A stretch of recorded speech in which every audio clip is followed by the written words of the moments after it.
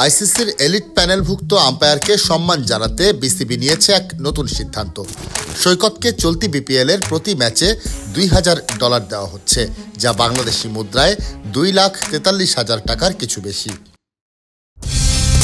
Colour expert, George sap এবং mild on hands technology সমৃদ্ধ Orix crystal wash, আপনার laundry expert. এদিকে গত বৃহস্পতিবার শুরু হয়েছে বিপিএলের চট্টগ্রাম পর্ব।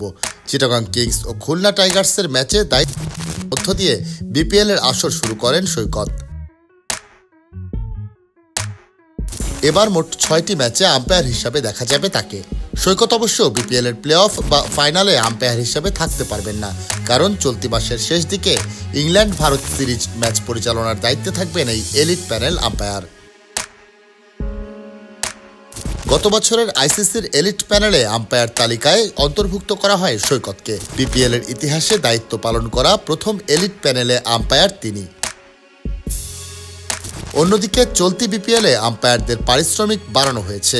স্থানীয়রা 35,000 টাকার পরিবর্তে ম্যাচ প্রতি পাচ্ছেন 50,000 টাকা, আর আইসিসির ইন্টারন্যাশনাল প্যানেলে থাকা আম্পায়ারদের প্রতি ম্যাচের পারিশ্রমিক $500 থেকে $600 উন্নীত করা হয়েছে।